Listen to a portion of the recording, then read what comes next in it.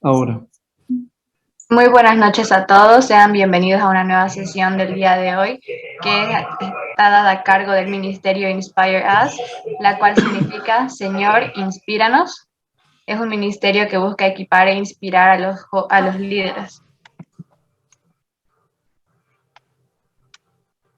Como les decía anteriormente, somos un ministerio que busca ser sensible a la voz de Dios, a lo que Dios quiere decirnos. Por ello es que decimos esta frase y de aquí nace el nombre realmente, que es Señor, inspíranos. Sea su voluntad en todas las acciones que vayamos a hacer.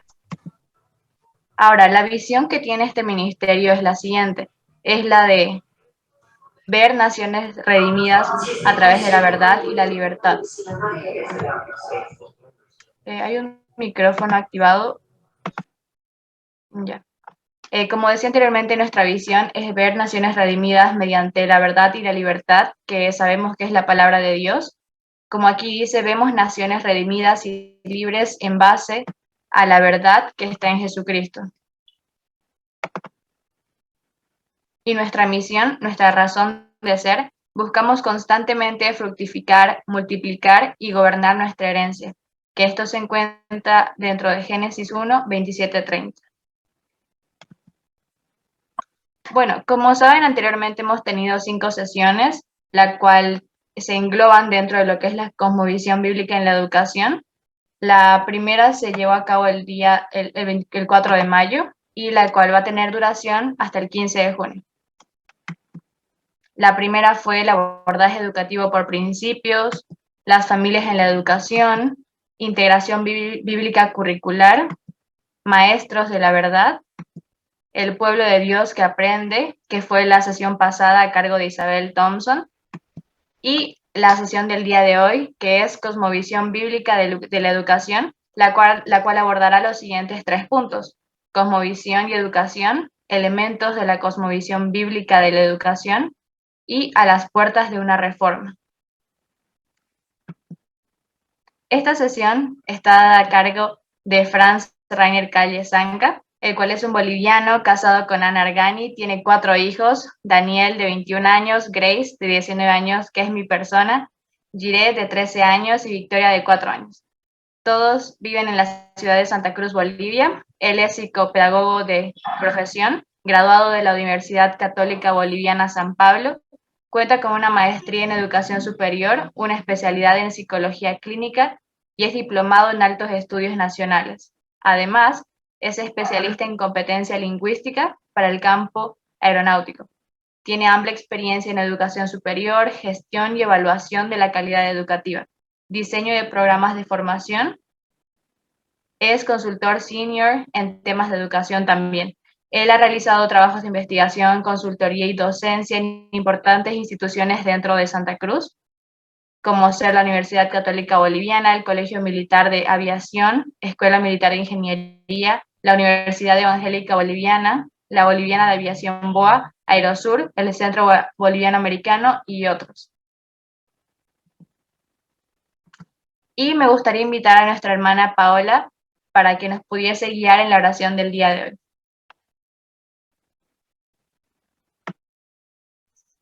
Bueno, buenas noches para todos. Vamos a orar.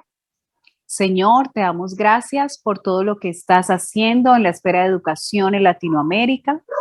Que este tiempo que vamos a compartir hoy sea un tiempo en donde puedas alumbrar nuestro entendimiento para comprender tus propósitos y podamos ser instrumentos en tus manos para avanzar en el establecimiento del reino de Dios. Gracias, Señor, porque tu palabra alumbra nuestra mente y nuestro corazón y podemos levantar generaciones justas y piadosas que te sirven. Gracias por tu amor, por tu misericordia, por tu paz y por tu gozo. Te pedimos que tu presencia esté en medio de nosotros para caminar confiados de tu mano, creyendo que cumplirás tus promesas y levantarás hombres y mujeres dispuestos a enseñar tus principios a las nuevas generaciones. En el nombre de Jesús, amén. Amén. Y ahora cedo la palabra a Franz Calle, el orador de esta sesión, de la sesión del día de hoy. Y cualquier duda o consulta que tengan o que vayan haciendo durante esta sesión, son libres de escribirlas mediante el chat y al final de la sesión yo las voy a leer para que así puedan ser respondidas. Gracias. Ahora sí, comenzamos. Bien, bueno. Si me permites compartir pantalla, por favor, Grace.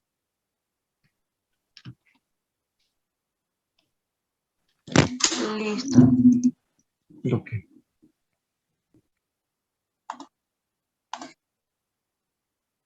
Bien, entonces, bueno, vamos a pedir que el Señor nos inspire esta noche a todos.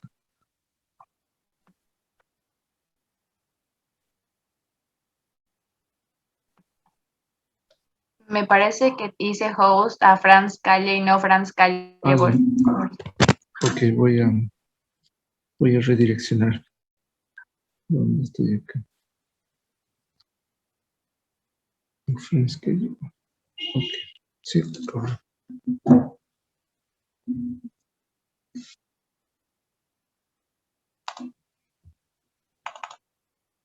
Bien. Bueno, muy buenas noches a todos, queridos hermanos. Bueno, esta noche me tocó a mí dar la cara delante de ustedes. Y bueno, es un gusto poder estar trabajando, estar sirviéndolos a este grupo de hermanos que se han animado, amigos y hermanos que se han animado a poder hacer este curso libre. Y bueno, queremos darles la bienvenida. Y bueno, vamos a empezar.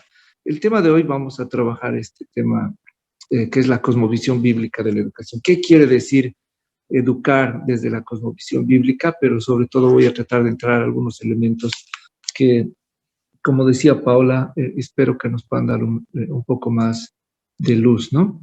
Voy a abordar estos tres temas. Vamos a ver un poco qué es cosmovisión y de qué manera la cosmovisión impacta en la educación. Vamos a ver un poco las escuelas de pensamiento y práctica educativa, obviamente las escuelas seculares que históricamente a la fecha se han venido desarrollando, pero también voy a mostrarles algunas escuelas de pensamiento y práctica educativa que están dentro de la Biblia, ¿no? Y finalmente voy a abordar un poquito de manera, no voy a decir ambiciosa, pero sí de manera retadora, de poder trazar una línea que sea un camino a la reforma, a una reforma educativa en América Latina. Y en base a esto es que a la siguiente semana vamos a tener a 4 hermanos con nosotros, el pastor Donald Herrera, el ingeniero Oscar Muñoz, Oscar Quiroga, perdón, el ingeniero Oscar Quiroz, Oscar Muñoz, Oscar Quiroga y el ingeniero Ricardo Pereira, ¿no? Entonces, con estos 4 hermanos vamos a abordar un poquito el tema de cosmovisión bíblica y vamos a ver si es factible hacer una propuesta para hacer una reforma educativa desde la cosmovisión bíblica. Bien, entonces, como han podido ir viendo cada noche, noche tras noche, empezamos siempre definiendo algunas palabras y bueno, este es también no va a ser diferente, ¿no? Tenemos que tratar de definir qué es una cosmovisión. Si vamos a un diccionario etimológico, un diccionario básico, nos va a decir que cosmos quiere decir tierra, mundo, universo, y visión, obviamente, es la capacidad de ver. En este caso, la cosmovisión nos va a ayudar a responder cómo vemos el mundo, ¿no? Y bueno, cuando empiezas, agarras el libro de Cyrus, que se llama The Universe Next Door, que es el universo de al lado, él hace una comparación y dice, mira, él nos pone uno de los salmos, y es el Salmo 8, que yo les voy a leer acá, y tienen parte del texto en la pantalla. El Salmo 8 dice, Jehová nuestro Señor, cuán grande es tu nombre en toda la tierra, has puesto tu gloria sobre los cielos, de la boca de los niños y de los que aún maman fundaste la fortaleza a causa de tus enemigos, para hacer callar al enemigo y al vengativo. Cuando veo tus cielos, obra de tus dedos, la luna y las estrellas que tú formaste, digo, ¿qué es el Señor qué es el hombre para que tengas de él memoria? Y el Hijo del Hombre para que lo visites. Lo has hecho poco menor que los ángeles y lo coronaste de gloria y de honra. Lo hiciste señorear sobre las obras de tus manos. todo lo pusiste debajo de tus pies. Bien, entonces, obviamente este es un cántico, es la expresión del corazón de una persona, de un individuo, pero podemos ver que en esta expresión, este sujeto, esta persona, este individuo, hace un reconocimiento de un ser supremo, ¿no? Él reconoce que hay un ser supremo.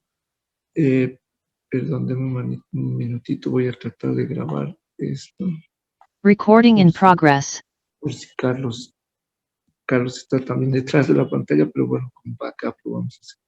Entonces, les decía, esta persona, este sujeto, este individuo, hace la expresión que está en su corazón. Pero lo fundamental de este mensaje, de esta expresión, es que esta persona reconoce que hay un señorío, reconoce que hay un ser supremo. Ahora les voy a mostrar, bueno, en este caso, este autor, Sayres, nos presenta otra expresión, ¿no? Esto es lo que he extraído del libro de Sayres del 2005, que es El universo de al lado, y él nos muestra este diálogo, ¿no? Y hay un hombre que dice, oiga, señor, yo existo. Y el universo le contesta, está bien, pero eso no crea en mí ningún sentido, ningún sentido de obligación, le dice el universo, ¿no? Entonces, esta es la expresión de una segunda persona, de un segundo sujeto, obviamente que entabla el diálogo con el universo, y el universo se hace algunos dirían se hace al loco, o podemos decir se hace un esquive, ¿no? Hace un desvío, y dice, bueno, está bien que tú existas como ser humano, pero yo ahí no tengo mucho que ver en eso, ¿no? Entonces, si hacemos una comparación entre este texto y este otro, que obviamente son la expresión en dos situaciones diferentes, podemos ver que en este segundo no hay un vínculo, ¿no? No hay un vínculo con un ser supremo, no hay un vínculo de alguna forma con el universo, ¿no? Y bueno, he podido rescatar todas estas definiciones de cosmovisión, y dice, ¿qué es la cosmovisión? Nancy Pearcey, que me imagino que muchos lo han debido leerla, ella dice, es una profundización del carácter espiritual y del carácter de nuestra vida. Básicamente es someter la mente nuestra al Señor. ¿Para qué? Para que podamos ser enseñados y sobre todo para que podamos desarrollar y tener y ejercer, ¿no? Un compromiso delante de Él y obviamente con la sociedad. Kraft indica que las sociedades enteras marcan el curso de su dirección de acuerdo con un mapa de la realidad que se llama cosmovisión. Entonces, miren la importancia de la cosmovisión, que puede, de manera gráfica, podemos decirlo, puede representar un mapa de dirección, no solamente para una persona, sino para una sociedad.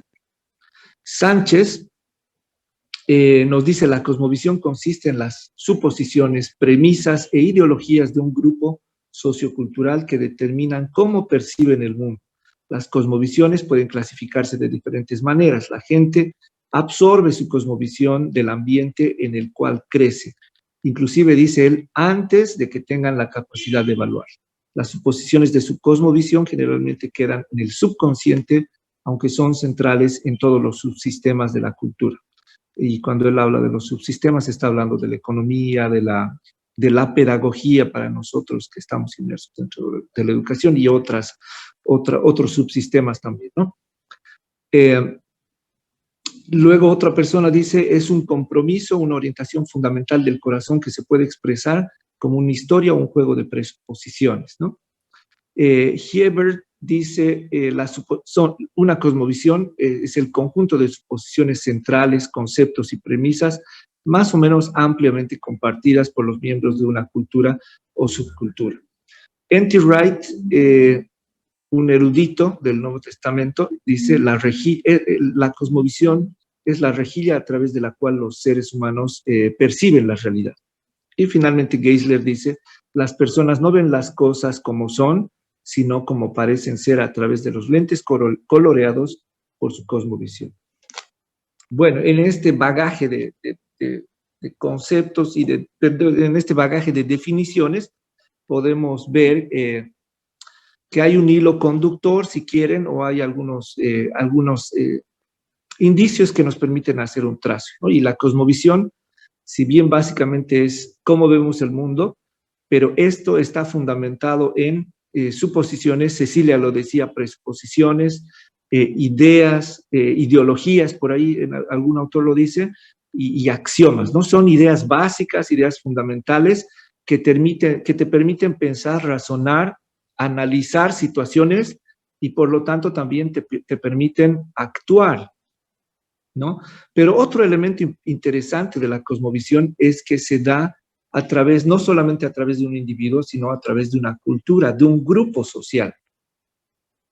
Entonces, para que puedan ustedes, para los que están tomando nota o después puedan ver el video, vamos a resaltar, es un grupo de suposiciones, de premisas, de ideas o que pueden terminar siendo ideologías, pero también hay un carácter importante que es el grupo sociocultural. Y es por eso que algunos de los autores nos decían que estas ideas, estas premisas, tú las adquieres, las absorbes inclusive antes de darte cuenta, ¿no?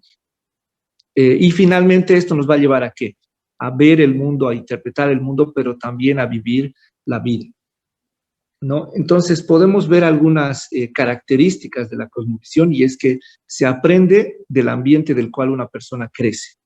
Entonces, si tú, hermano, hermana, eres mexicano, mexicana, es obviamente tú vas a absorber y has aprendido de la cultura en la cual estás inmerso, ¿no? Número 2, se absorbe antes que la persona tenga la capacidad de analizar y evaluar estas ideas, ¿no? Estas premisas, estas ideologías. Número 3, las premisas y suposiciones de la cosmovisión, por lo general, están en el subconsciente de las personas, a no ser que algo acontezca que cause que éstas te hagan tomar conciencia de ella. En este caso, a nosotros como maestros, a nosotros como directivos, a nosotros como políticos, o a nosotros también como estudiantes, como familia, como actores dentro de la educación, ¿no? Y número 4 dice, está en el centro de todos los subsistemas de una cultura. ¿Cuáles son estos? Los tecnológicos, los sociales, los políticos, lingüísticos, económicos, religiosos y en nuestro caso de los pedagógicos, ¿no? Pedagógicos, didácticos. Entonces, miren, queridos hermanos, tu cosmovisión va a tener un impacto directamente en el diario vivir tuyo.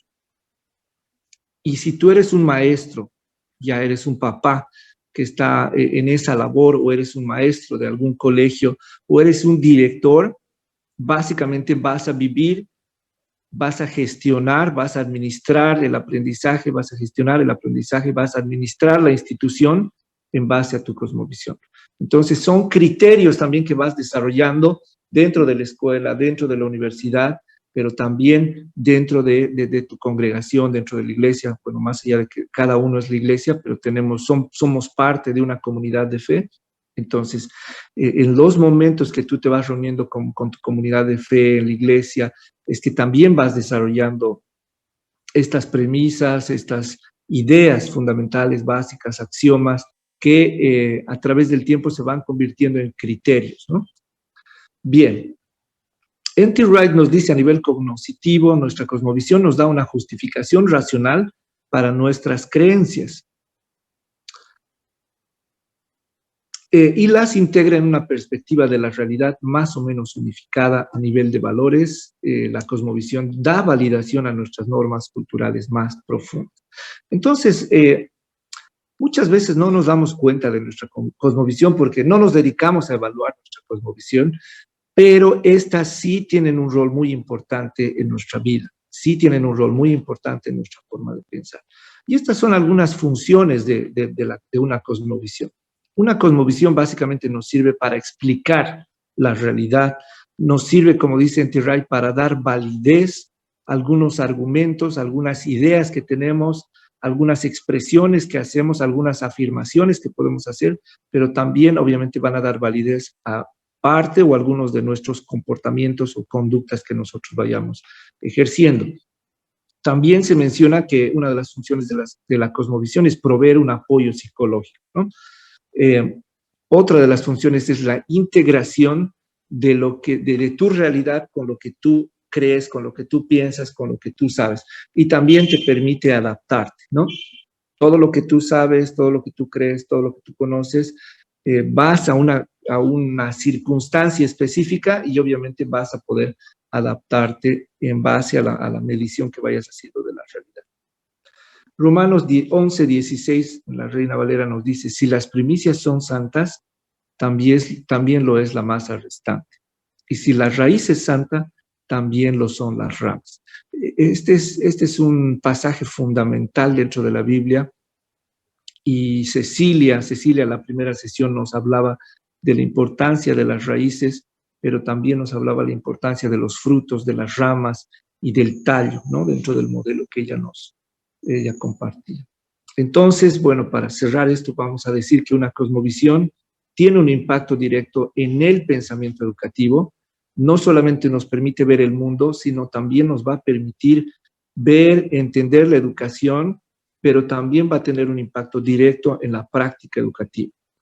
Y es así que cualquier padre técnicamente estaría habilitado para educar a su hijo, ¿verdad? Nadie puede venir y decirte, hey, tú no puedes educar a tu hijo porque es un mandato bíblico, primero, y segundo, se asume, se entiende que tú has aprendido en esta vida por lo menos 18, 20, 21, 25, 30 años, te has casado, estás con tu pareja, has aprendido de la vida y por lo tanto cuando tienes tus hijos, la instrucción, el mandato del Señor es que tú eduques a tus hijos. Pero esto de ninguna manera quiere decir que tú no tengas, debas o necesites capacitarte, ¿no? Que tú desarrolles habilidades específicas dentro de la educación, tanto en la enseñanza como en el aprendizaje, ¿no? Entonces, queridos hermanos, este es el valor de una cosmovisión. Tú ya tienes recursos, no voy a decir cognitivos, pero sí tú ya tienes recursos mentales, si quieres llamarlo así, ya tienes ideas, tienes experiencias de vida, tienes aprendizajes que traes de tu primer hogar, de la casa de tus padres, lo cual te va obviamente permitir, te habilita en esta vida para que tú puedas vivirla en el día a día y por lo tanto poder educar a tus hijos, ¿no? Pero obviamente a través del tiempo que vas educando a tus hijos, eso no, de ninguna manera te evita o te dice que no te continúes educando en esta dimensión, en esta esfera que le llamamos, o en este ámbito que se llama educación, ¿no? Ahora, la cosmovisión es tan importante que tiene un impacto directo en tus creencias. Eso te va a generar valores y por lo tanto eso te va a generar un comportamiento, ¿no? En base a las ideas, en base a la realidad que tú observas, obviamente tú tienes ideas, puedes escuchar ideas, están ahí los axiomas, pueden venir los principios, pueden estar los valores. Hoy hablábamos con un amigo, los valores son subjetivos porque todos pueden tener valores, ¿no? Diferentes valores. Los principios, si bien son universales, pero siempre hay que referirse a los principios bíblicos y obviamente también a los valores bíblicos, los valores familiares, ¿no? Los valores de la fe, porque también existen valores sociocomunitarios que por ahí no están mal, pero cuando tienen un tinte ideológico es obviamente donde esto se va alterando, digamos, un propósito sano, ¿no? Pero una cosmovisión, como te digo, va a tener un impacto directo en tus creencias, te va a generar valores y eso obviamente te va a generar un comportamiento también. Y bueno, yo los invito a que puedan leer el libro de Zaire, que es The Universe Next Door, se llama, que es en español El Universo de al lado, ¿no? Y Zaire nos presenta una clasificación de cosmovisiones. Él nos habla de un teísmo cristiano, nos habla de un deísmo y nos habla de un naturalismo, pero también nos habla de un nihilismo, que es el punto cero, de un existencialismo, de un monismo panteísta oriental, nos habla un poco de la nueva era y también nos habla del postmodernismo. Pero si vamos un poco más allá de este texto, obviamente existen muchas otras personas que han escrito al respecto. Nosotros vamos a poder ver que la influencia de la cosmovisión hoy en día es tan fuerte que también ellos han ido desarrollando diferentes formas de plantear o de entender o de ver o de comprender el mundo, el cosmos, ¿no? Actualmente tenemos a Harari, que eso es lo que se viene en educación, ¿no? Harari que plantea el Dios hombre, pero basado en la tecnología, ¿no? Y él dice, si tú sabes hackear una computadora, tienes que prepararte porque muy pronto el ser humano va a poder ser hackeado, ¿no? Eso es lo que plantea Harari básicamente. Y bueno, UNESCO está promoviendo también su filosofía, su cosmovisión, ¿no? Y bueno, también tenemos a Miller, yo estoy seguro que también lo conocen, Darrow Miller, y él básicamente nos hace el planteamiento, la comparación entre estas tres cosmovisiones, y él dice, existe el animismo, y es esta cosmovisión en la cual tú ves, en el caso boliviano, por ejemplo, tenemos a la tierra, pero entendemos que la tierra y el ser humano son uno, y es por eso que acá en Bolivia se le llama la Pachamama, que es la diosa tierra, ¿no? Entonces, esa es la cosmovisión andina, ¿no? Es parte de la cosmovisión andina, y es el animismo, donde vemos una montaña y la podemos volver o convertir en una deidad, ¿no? Podemos ver un animalito y lo podemos convertir en un dios. Pero también Darrow nos dice que está el teísmo bíblico, el cual cree que Dios es el creador de todo, y por lo tanto tú puedes también vivir y conocer esa cosmovisión y vivir esa cosmovisión.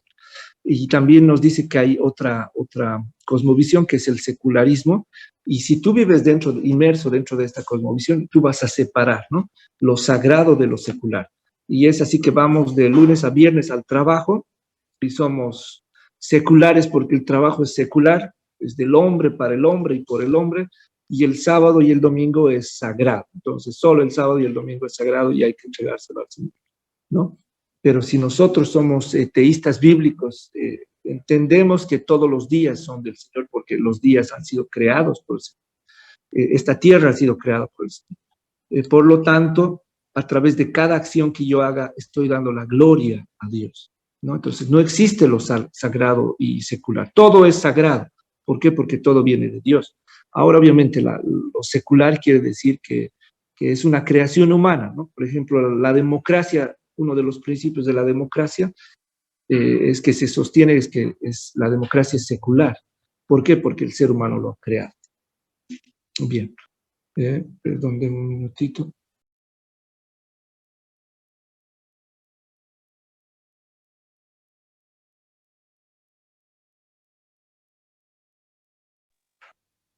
Bien.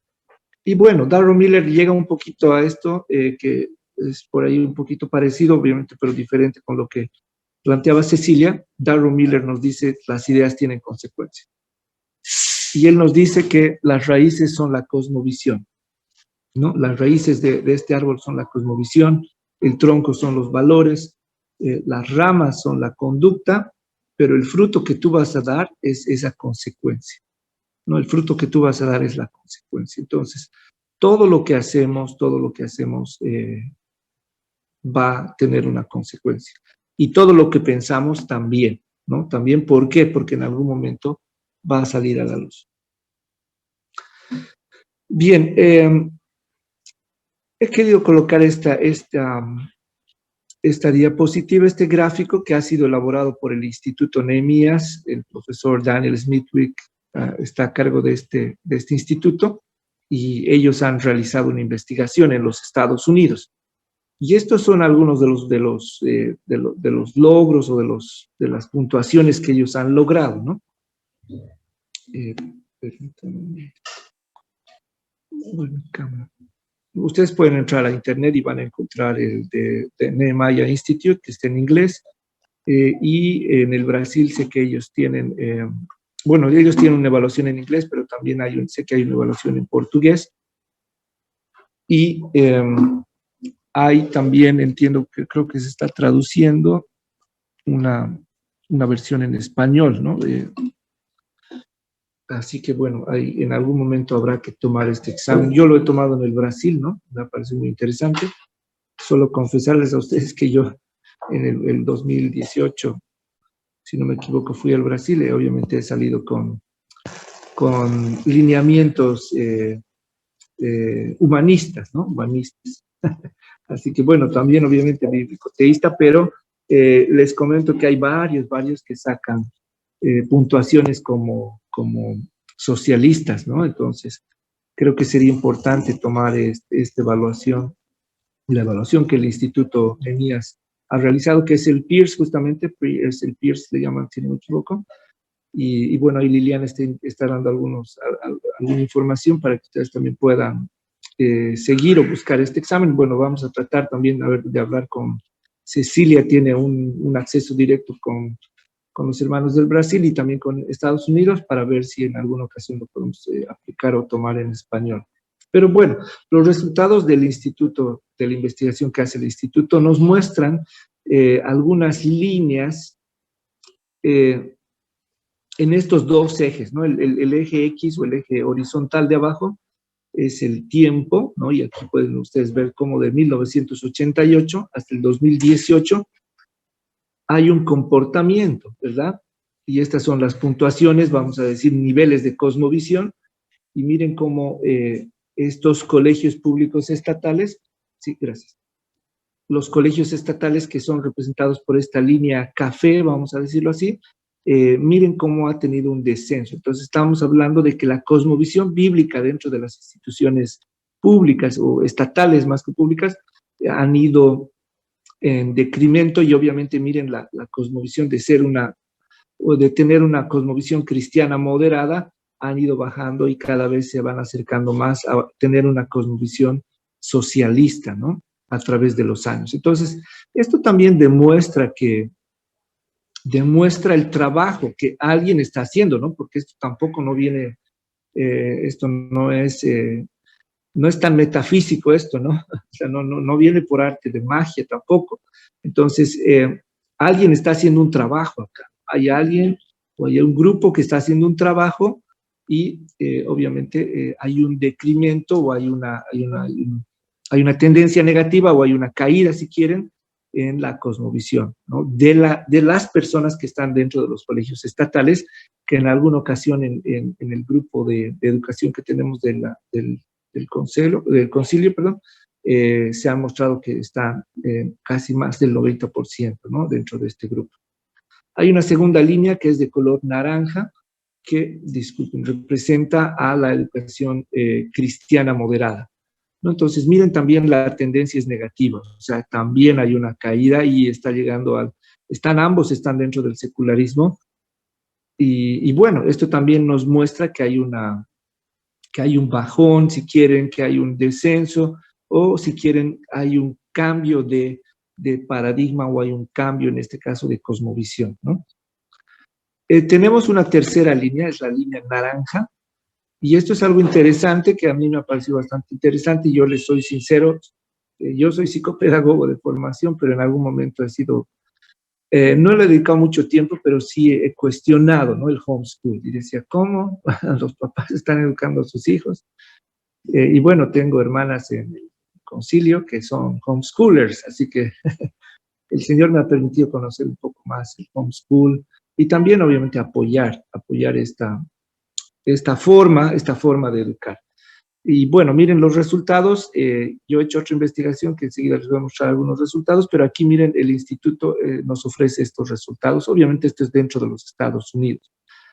Entonces, los homeschoolers o la comunidad homeschool, hay un trabajo que ellos están haciendo y bueno, están ayudando a que la cosmovisión se mantenga, o la gente que está dentro del homeschool mantenga su cosmovisión dentro de la cosmovisión cristiana moderada. Y bueno, acá yo le he puesto bíblica ateísta, pero son los colegios, digamos, que están trabajando con el Principal Approach. Es esta línea azul. Y bueno, ellos nos muestran que esta comunidad o las personas que están dentro de este grupo, vamos a decirlo así, son personas, porque es una comunidad que está haciendo un trabajo para que los miembros de esta comunidad se mantengan dentro de una cosmovisión bíblica ateísta. Vamos a agradecer que cierren sus micrófonos. Vayan Querido lavándose Pablo, las manos que vamos a comer. Ok, vamos a comer. La palabra del Señor. Bien. Ok, bueno, entonces este cuadro, de alguna forma, queridos hermanos, nos muestra que hay un trabajo que alguien está haciendo, pero detrás de cada comunidad educativa hay personas que están haciendo otro trabajo, ¿no? Y muchas veces nosotros no nos damos cuenta. A ver, voy a revisar quiénes están ahorita. Bueno, a mí sinceramente me habría gustado que estén directores, políticos, para poder conversar un poco al respecto, ¿no? Pero bueno, hay varios hermanos y bueno, al final vamos a tratar de responder algunas preguntas. Bien, y bueno, acá Nancy Pearcey nos dice, nos presenta estas 6 formas, digamos, de entender la cosmovisión y nos dice, para muchos es una disciplina académica que hay que dominar. Pero ella nos dice, no estoy tan de acuerdo con irnos con esa línea, dice ella, ¿no? Número 2 dice que una cosmovisión es el sometimiento de nuestra mente al Señor del universo. Y ella dice, sí, le doy un like a eso. Muchos creen que es un arma de guerra cultural. He estado pensando mucho acerca de esto y Nancy dice, no es tanto una guerra de guerra cultural, pero en realidad sí se convierte, ¿no? Funcionalmente sí se termina convirtiéndose también en un arma de guerra cultural. Y número 4 dice, es la profundización del carácter espiritual y de nuestra vida, ¿no? Entonces Nancy más se inclina por la 2 y la 4 en inicio. Y dice, debes profundizar tu carácter espiritual y de tu vida. Y vamos a hacer lo mismo, o debemos hacer lo mismo con nuestros hijos, con nuestros estudiantes. Número 5, Nancy nos dice, no es un nuevo vocablo, no es un truco de mercadeo este tema de la cosmovisión. O sea, ella nos dice, debemos tomarnos en serio esto, ¿no? Y número 6 dice, es una forma de ver la vida desde los criterios básicos que Dios tiene. Y sí, obviamente yo estoy también muy de acuerdo con esta sexta afirmación. Son criterios, para mí la cosmovisión son criterios que tiene el profesional, que tiene el padre, que tienen los alumnos, que tienen los directores y también los políticos. Deben desarrollar estos criterios básicos para que podamos hacer aportes serios, digamos, permitamos decirlo así, dentro de la educación, ¿no? Ahora, bueno, Nancy nos dice, estos son los fundamentos de nuestra cosmovisión, que son la creación, la caída y la redención, ¿no? O sea, hay un ser creado, hay un ser que cae, pero hay un ser que se redime. No es por cuenta propia, no es un tema de autorrealización, sino existe la mano de Dios, la presencia de Dios y la voz de Dios, el Espíritu de Dios, que está presente en esta historia nuestra, en esta realidad nuestra, ¿no? Bien, y bueno, aquí he querido presentarles un cuadro comparativo de algunas cosmovisiones para que ustedes puedan ver cómo la cosmovisión tiene una influencia en algunas áreas si quieren, o algunas ciencias, si quieren llamarlo así, tales como la teología, la ética, la biología, la psicología, las leyes, la política, la economía y la historia. Obviamente pueden haber más. Un amigo que, discúlpeme, no recuerdo el nombre en este momento, yo a él le prometí que le iba a dar el crédito, pero este es un amigo el que me pasó esta tabla. Lo voy a hacer, por favor, en una siguiente ocasión. No recuerdo en este momento el nombre, pero bueno, he querido usar esta tabla comparativa que él me envió y miremos acá. Dice, a ver, dentro de la cosmovisión cristiana o teísta bíblico, como le llama el profesor Smithwick, dentro de la teología hay esta creencia fundamental en un Dios trinitario. El humanismo secular, obviamente, no cree en un Dios. El marxismo, leninismo tampoco cree en Dios. Entonces, es falso que el socialismo, el comunismo crean en Dios. El socialismo y el comunismo no creen en Dios. Eso es así de básico y simple. Y obviamente, la cosmovisión postmoderna tampoco cree en Dios. Entonces, uno dice matemáticamente es 3 contra 1. Sí, yo diría es todo contra 1, ¿no? O sea, todos están en contra de Dios hoy en día, ¿no?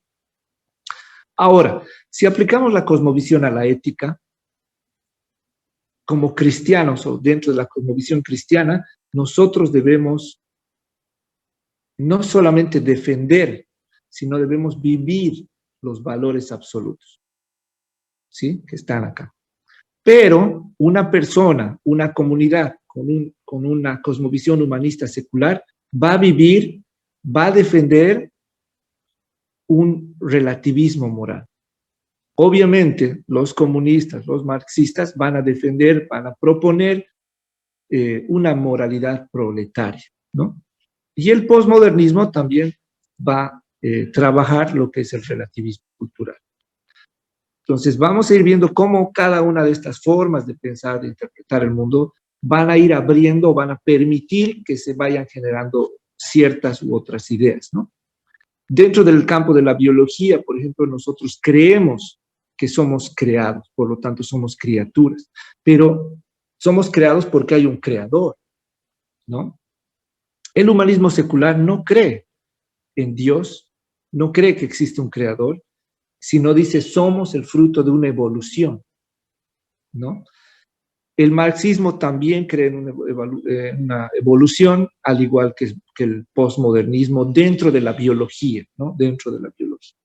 Dentro de la psicología, obviamente nosotros sabemos y entendemos que hay una división entre cuerpo y mente, pero que en constancia estamos en una interacción, ¿no? Entre estos.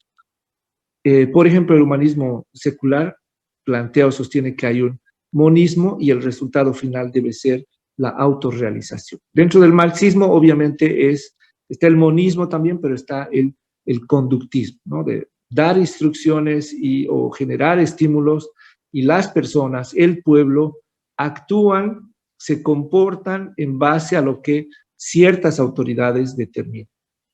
Y el posmodernismo te dice, hey, tranquilo, somos seres construidos socialmente. Entonces, tu biología no va a determinar quién eres tú, ¿no? Tu biología no va a determinar quién eres tú, ¿no? Entonces te dice, tú puedes ser, yo asistí a una clase con unos alemanes y, bueno, con personas, unos académicos, que decían, acá está el cuerpo de la mujer, acá está el cuerpo del hombre, y en el medio hay como 100 géneros, ¿no? ¿Por qué? Porque la sociedad te lo permite, ¿no? Porque es una construcción social. Entonces, miren cómo la cosmovisión tiene un impacto directo en ciertas áreas, ¿no? Muy bien, dentro de las leyes, nosotros entendemos que hay leyes divinas, que hay una ley divina, pero hay también leyes naturales, ¿sí? Que por ahí en algún momento Noemí Quero ha abordado esto, me parece, y obviamente hay varios grupos que lo hacen. Dentro del humanismo secular está el positivismo, ¿no? Para las leyes. Dentro del marxismo dicen que existe esta ley proletaria, ¿no? El proletariado es el centro de, ¿no? Y obviamente dentro de un país como Bolivia, por ejemplo, esto se va a ir direccionando, tal vez no tanto al proletario, sino hacia lo indígena, ¿no? Bueno, después, dentro del posmodernismo, nos dicen, existen estudios legales críticos, ¿no? Y se hacen desde esa línea las investigaciones. Dentro de la política, bueno, dentro del cristianismo, se plantea, se propone, se defiende la justicia, la libertad, el orden. Dentro del secularismo, el humanismo secular, se propone el liberalismo, un gobierno secular mundial. Obviamente aquí podemos ir tejiendo más fino. Yo sé que hay gente aquí que también conoce bastante. Seguramente en alguna ocasión lo vamos a hacer. Obviamente esto está más general, pero podemos ir tejiendo más fino. Está el marxismo dentro, de la cosmovisión marxista, está el estatismo, ¿no? Y hay gente como nuestro hermano Mark Beliles, que la habla y escribe sobre el nuevo Dios, que es el Estado, ¿no? El estatismo. Y acá es tener un gobierno comunista mundial, y el posmodernismo dentro de la política plantea el progresismo. Dentro de la economía, obviamente nosotros entendemos que economos en el Nuevo Testamento justamente significa economía, y la razón o la base para esto es la mayordomía, es la administración, ¿no? Y aquí entra el mandato cultural para nosotros, y bueno, obviamente esto nos va a llevar a plantear, defender y proponer la propiedad privada. ¿Por qué? Porque hay una delegación y obviamente se genera la propiedad, ¿no? Individual, la propiedad privada. Y dentro del humanismo secular hay un intervencionismo, dentro del marxismo hay un socialismo científico, y dentro del posmodernismo también hay el intervencionismo. Si aplicamos esto a la historia, está la creación, la caída de la relación como cosmovisión cristiana. Dentro del humanismo secular está la evolución histórica, dentro del marxismo el materialismo histórico, y finalmente dentro del posmodernismo el historicismo. Bueno, esto no lo vamos a discutir el día de hoy, pero simplemente he querido mostrarles cómo una cosmovisión puede tener un impacto directo en nuestras vidas, directo en las leyes, directo en nuestras naciones. Entonces, si nosotros abandonamos ciertos espacios, ténganlo por seguro que hay alguien más que va a hacer ese trabajo. Bien, voy a entrar al segundo tema. Déjenme ver cómo estamos con el tiempo. Uy. Vamos. Ha avanzado un poco, pero bueno, el tiempo también ha avanzado. Bueno, dentro de las escuelas de pensamiento, obviamente todo esto lo tenemos desarrollado en un curso, pero he querido compartir un poco con ustedes esto que me parece fundamental. Dentro de las escuelas de pensamiento y práctica educativa.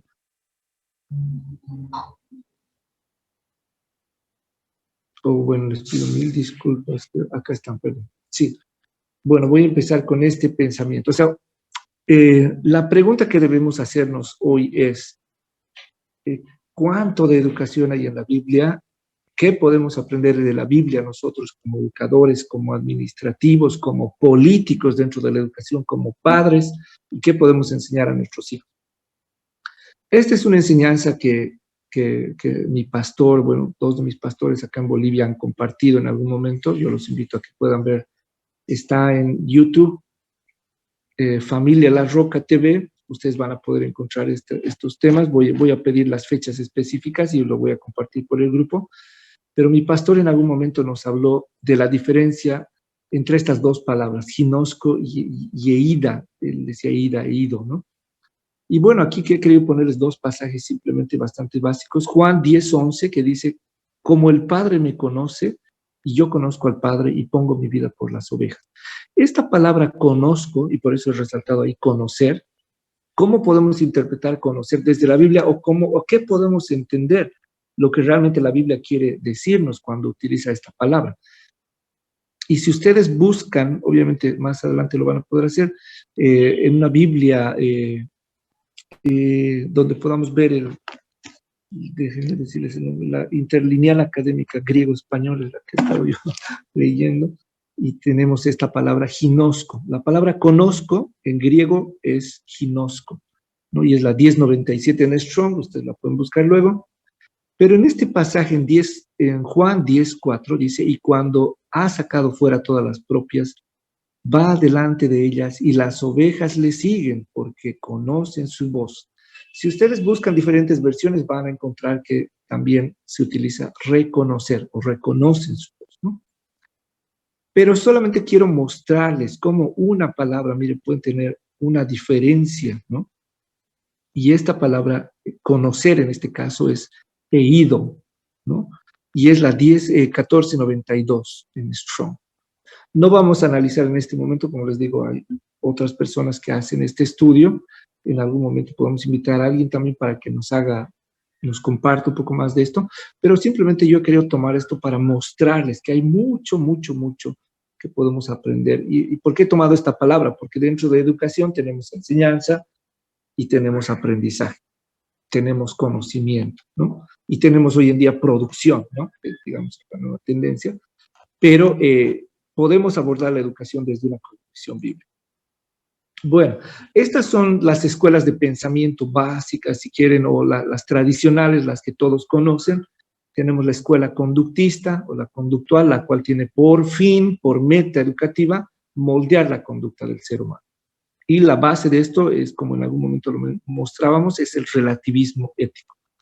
Tenemos otra escuela de pensamiento, que es la escuela natural o naturalista, si quieren llamarlo así, y esta busca la máxima autenticidad y libertad individual.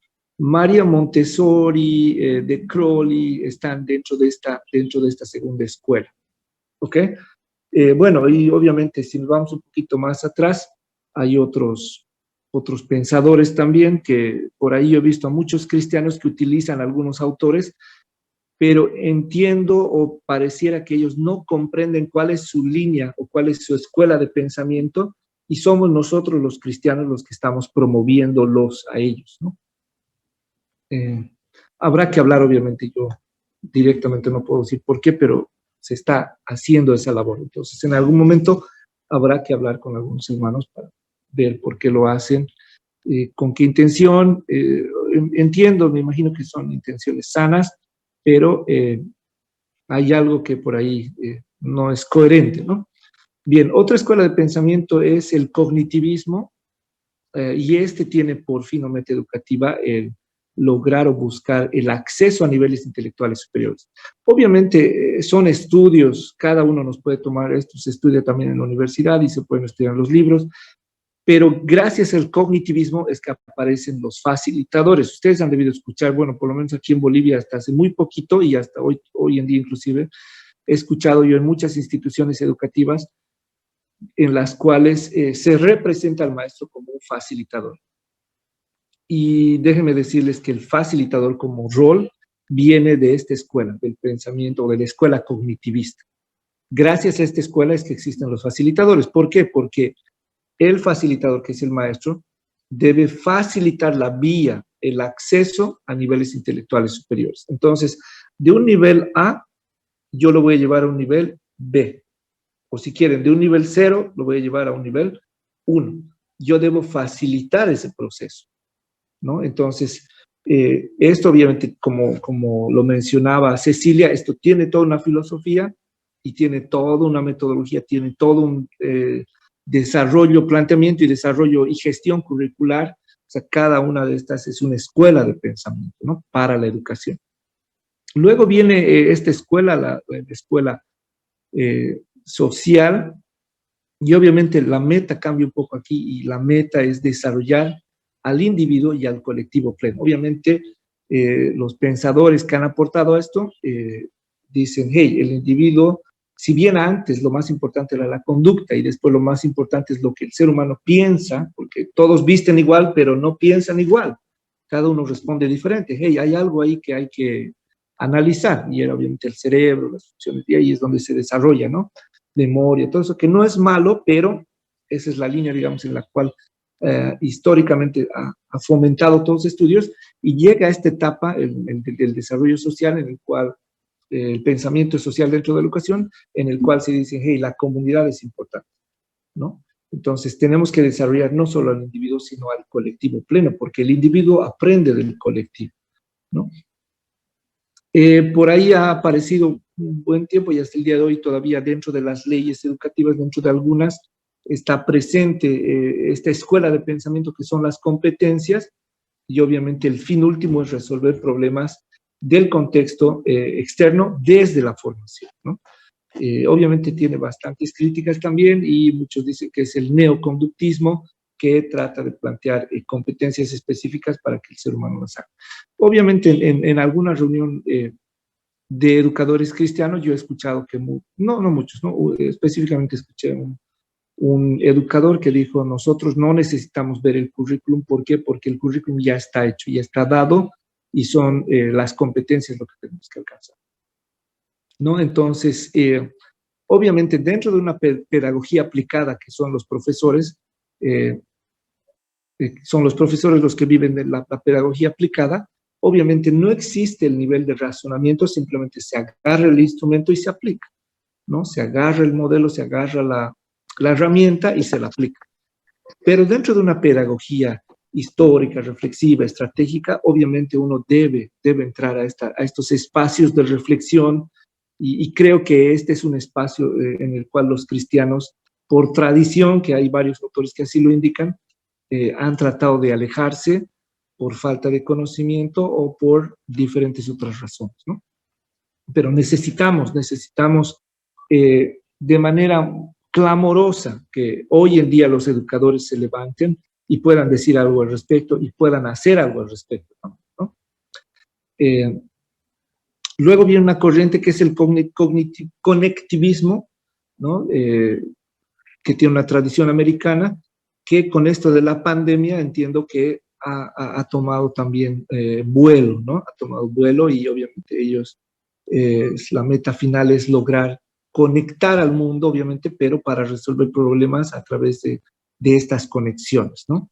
Es resolver estos problemas a través de las conexiones en redes de trabajo, a través de la conectividad en línea, ¿no? Entre sujetos, entre individuos.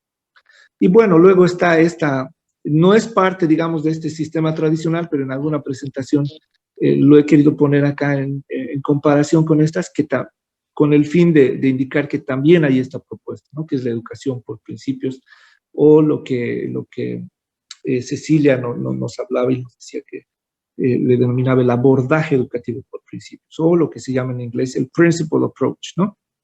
Que básicamente es como por el nombre, digamos, por el nombre tranquilamente califica, técnicamente califica como una metodología, ¿no? De trabajo. Pero obviamente eso hay que conversarlo, hay que dialogarlo con los expertos y seguramente vamos a poder intercambiar también criterios en su momento.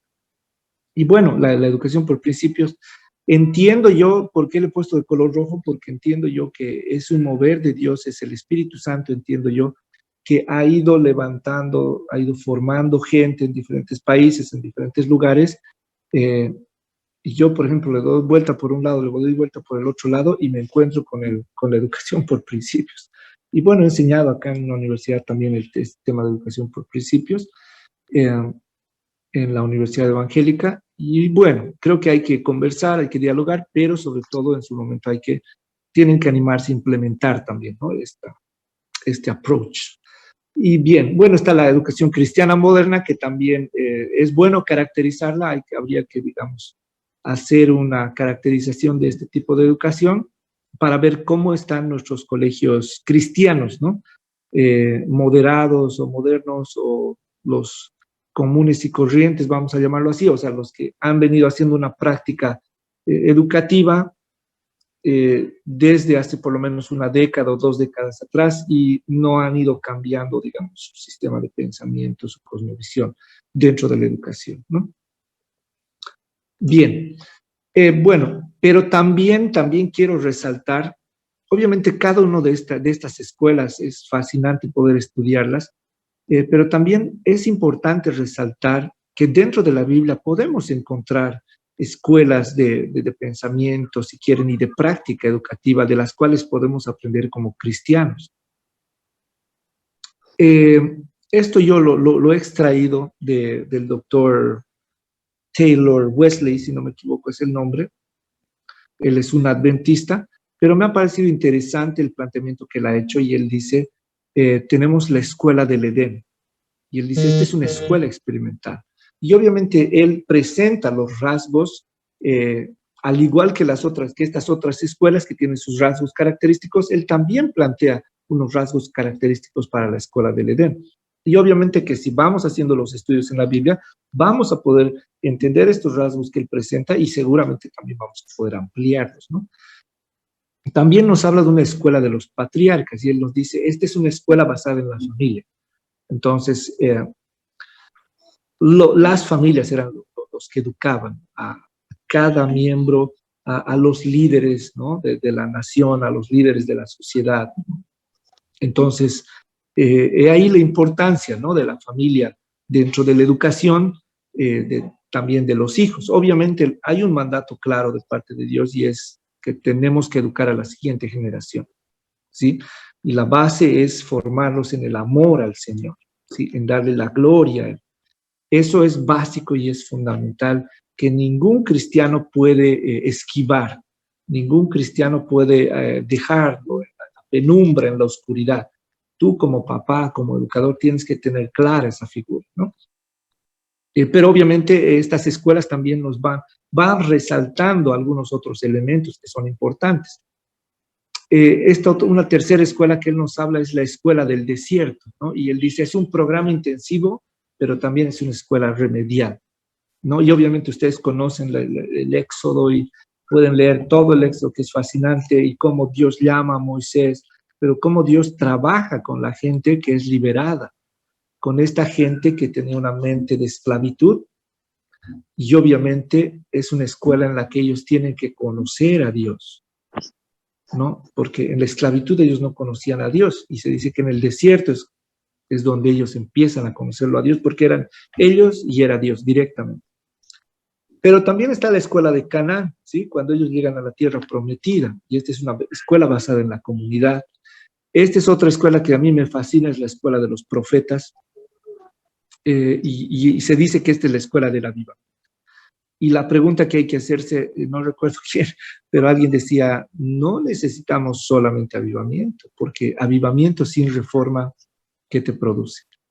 Entonces, sí necesitamos un avivamiento. ¿Por qué? Porque necesitamos que el Señor levante a las personas, que abra sus corazones, pero también necesitamos una reforma, ¿sí?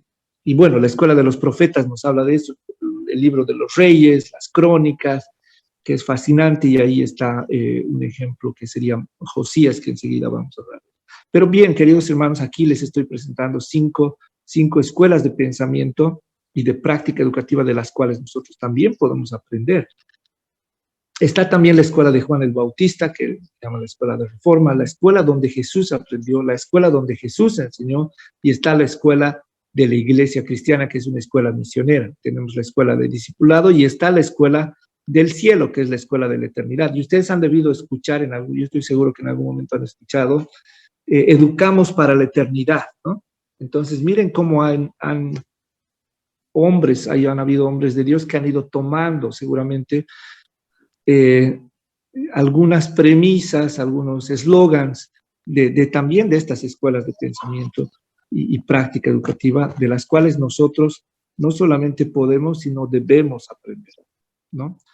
Si bien la ciencia nos dice, hey, tienes que aprender todo esto, evaluar y ver y fusionar y ver lo que te va a funcionar, porque esto es científico, ¿no? A partir del cognitivismo, del conductismo en adelante es científico, pero podemos decir esto también es divino, ¿no? Esto es divino. Entonces, ¿por qué? Porque en el Antiguo Testamento ustedes saben que era Dios mismo revelándose a su pueblo, ¿no? Y bueno, en el Nuevo Testamento tenemos a Jesucristo ahí como el centro, ¿no? Bien, a ver cómo estamos de tiempo. Van a disculpar, estoy corriendo. Estamos bien. Ok, voy a hacerlo esto en 5 minutitos, ¿ok? Estos, bueno, son algunos axiomas de la educación que considero deberían reflexionarse, debería escribirse acerca de esto, reflexionar acerca de esto, pero entiendo y creo que son los educadores los llamados a hacerlo, ¿no?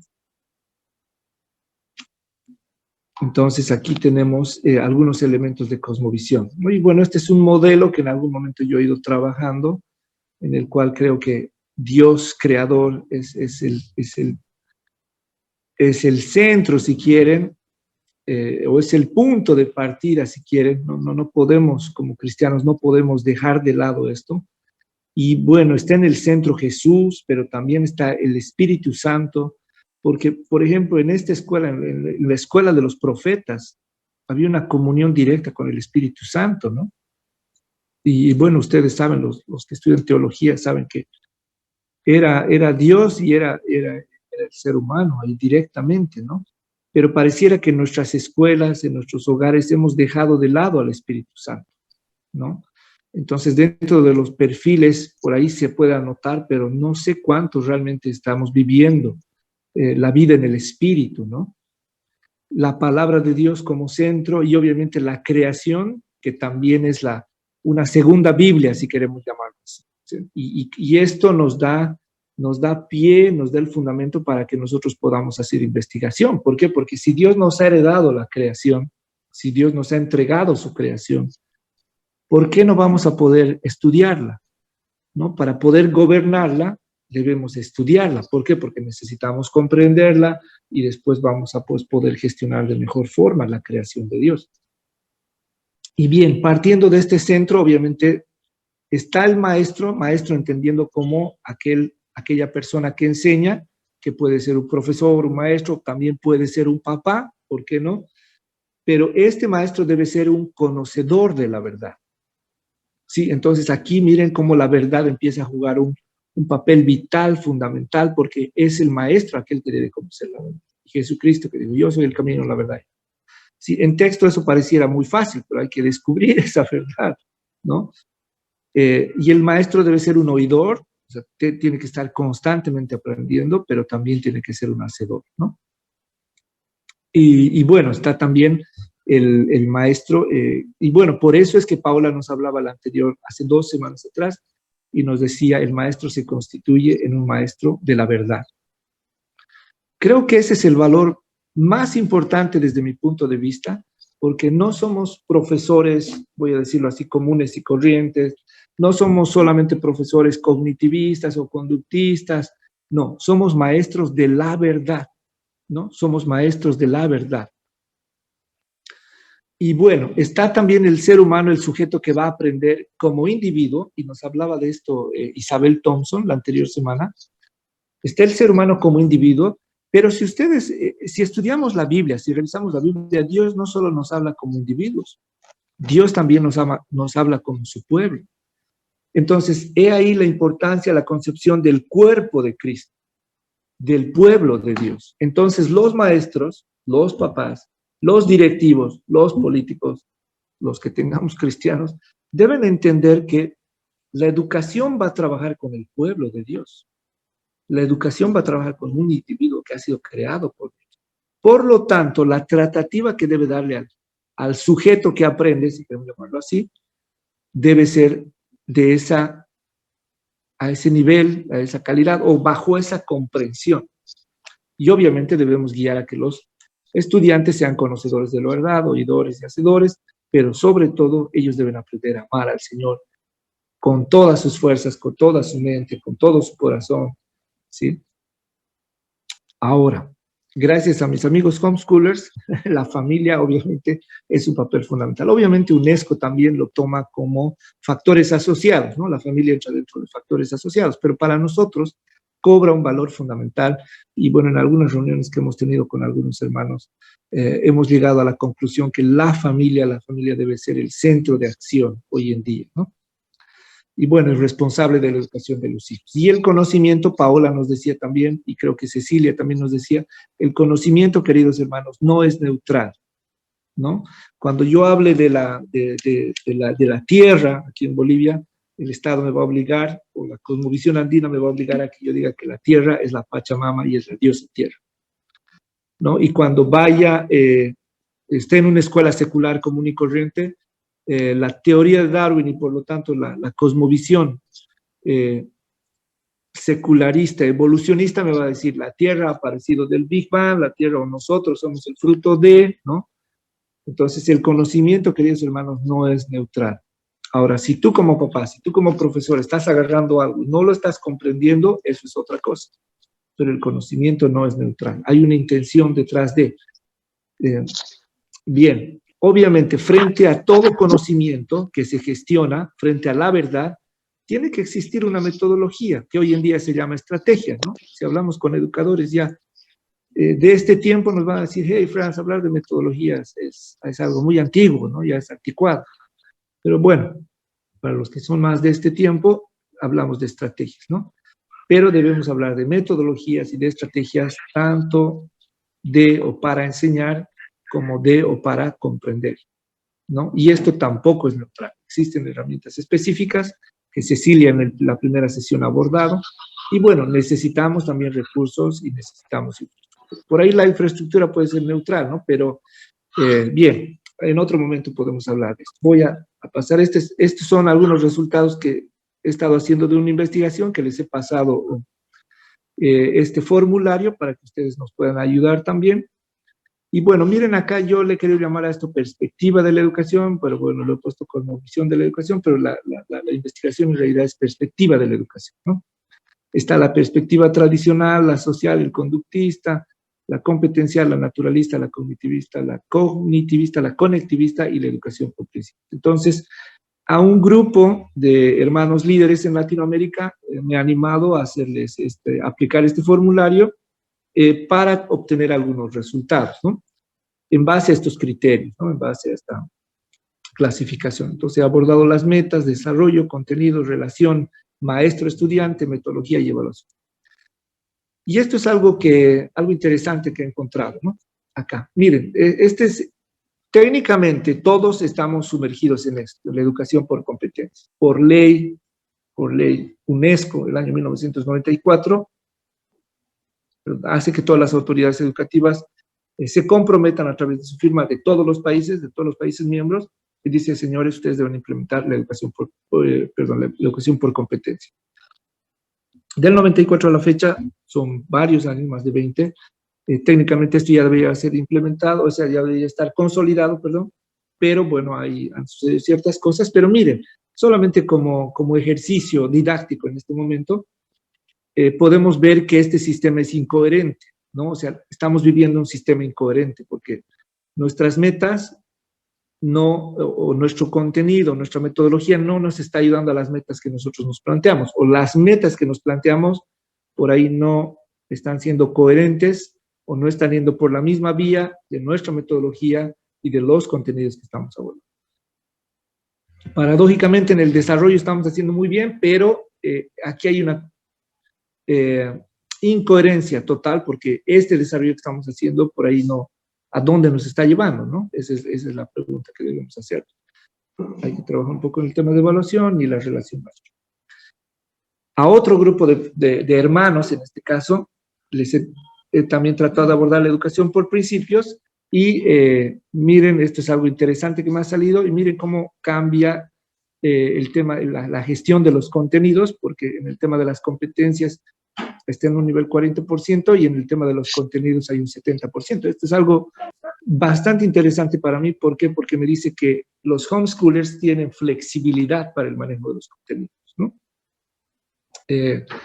Obviamente, ¿por qué y de dónde, por qué, para qué? Eso podemos discutirlo en algún otro momento, pero simplemente he querido mostrarles esto. Ahora, en alguna ocasión alguien me decía, Franz, ¿qué estrategias, cuáles estrategias propones o qué debemos hacer?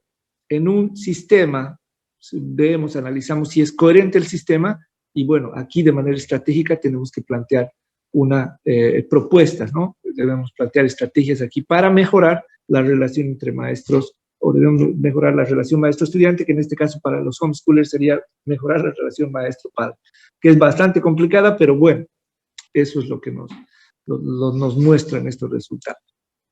Camino a la reforma educativa, esto lo voy a hacer solo de manera introductoria y a la siguiente semana lo vamos a abordar con estos hermanos que también tienen mucha experiencia. Bueno, este es el rey Josías, pero por eso les decía que esa escuela de pensamiento y práctica educativa dentro de la Biblia, que es la escuela de los profetas, ha sido un buen tiempo, es un lindo tiempo para estudiarlo. ¿Por qué? Porque se nos muestra a Josías, y Josías es un reformador.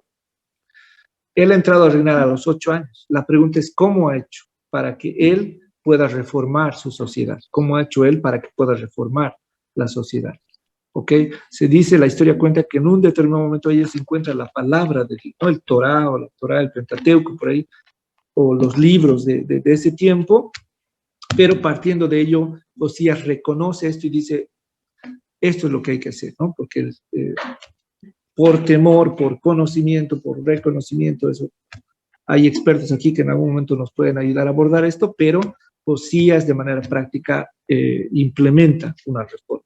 Entonces, las reformas también vienen de Dios, ¿no? Mark Belais dice algo interesante, dice la filosofía de la educación de una generación será la filosofía del gobierno de la siguiente generación. Entonces, educadores, estamos haciendo un trabajo muy, muy importante. Y bueno, les sugiero que lean a John Stott, tiene un libro, el que es Pensar es Creer, que a mí me parece fascinante, y él hace un planteamiento de cómo debe ser la mente del cristiano, que para mí yo se los dejo, esta debe ser la mente del educador. Existe una doctrina de la creación, hemos sido creados para pensar, ¿sí? Pero también existe la redención de la revelación, que es traer los pensamientos de Dios, traerlos a la tierra. ¿Quién va a hacer eso? Solo el cristiano puede hacer, solo el educador cristiano puede hacerlo. Una persona que no cree en Dios nunca va a poder traer una idea de Dios acá a la tierra. Obviamente Dios puede manifestarse también a cualquier inconverso, pero imagínense nosotros que tenemos relación con Dios diaria. Él puede revelarte a ti como maestro, como padre, para que seas tú impartiendo los pensamientos de Dios a tu generación, en este caso a tus hijos y a las siguientes generaciones. También está la redención, la doctrina de la redención nos dice que nuestras mentes han sido y son renovadas en Cristo. Número 4, el juicio. Dios nos va a juzgar también por lo que pensamos, ¿no? Porque es fruto de lo que pensamos es que hacemos, ¿no? Entonces necesitamos tener autoridades redimidas, maestros redimidos, necesitamos tener un currículum redimido, instituciones redimidas, familias redimidas, necesitamos una filosofía, estrategias, metodología redimida. Bien, bueno, hay mucho más por abordar, queridos hermanos, voy a acabar en esto. Este es un ejemplo de una reforma educativa en Bolivia. Estos son los elementos que se han tratado de reformar en el año 95, en la reforma educativa boliviana del 95, y hay investigadores que nos dicen la evaluación de una reforma se puede hacer en 10 o 20 años, pero nos dicen que en 20 años técnicamente eso debería estar consolidado, ¿no? Las prácticas deberían estar consolidadas. La pregunta es, como pueblo de Dios, ¿qué estamos haciendo al respecto? ¿Qué vamos a ver de aquí a 10 años, de aquí a 20 años? ¿Estamos haciendo un trabajo sistemático? ¿Estamos haciendo un trabajo ordenado? ¿O simplemente estamos sentados en el sofá y estamos cambiando los canales? O sea, ¿somos espectadores o somos parte? Somos parte de, ¿no? Bueno, muchas gracias. No sé si Grace está ahí. Bueno, pedimos que el Señor nos inspire. Muchas gracias. Y Grace, ¿estás ahí? Y si no estás ahí, yo puedo hacer... Adelante, Grace. Mil disculpas, sé que tienes un compromiso enseguida. Adelante. Buenas noches. Bueno, ahora podemos empezar con el espacio de preguntas. Si alguien tiene alguna duda, puede escribirla en el chat y así yo la leo y posteriormente Franz puede responder a las preguntas.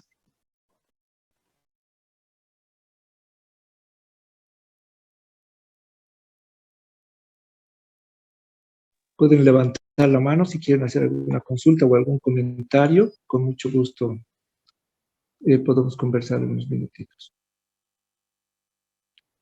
Bien, creo que todos se han dormido. Mil disculpas. Bien, gracias, Lucía Rosario. Hola, Franz, Gracias. buenas noches. Gracias, yo quisiera hacer una pregunta. Adelante, querido Pablo. Adelante. Bueno, primero que todo, qué bendición, la enseñanza, toda la información me parece muy completa, muy interesante y muy necesaria para este tiempo, para nuestras naciones. Entonces, muchas gracias por compartirlo. También, bueno, mi pregunta es enfocada justamente a la nación boliviana. La pregunta es, ¿cómo aplicar toda la filosofía, el método, el currículo y, bueno, a la generalidad de la educación cuando pues, por ejemplo, aquí tenemos un gobierno que fiscaliza muy bien los currículos escolares, por lo menos los estatales? ¿Cómo hacerlo? ¿Cuál es el camino? ¿La tenemos fácil o la tenemos difícil? Bien, gracias Pablo por la pregunta. Obviamente estamos en una situación compleja, ¿no? Y se dice que el liderazgo se muestra en las situaciones complejas, no en las situaciones fáciles.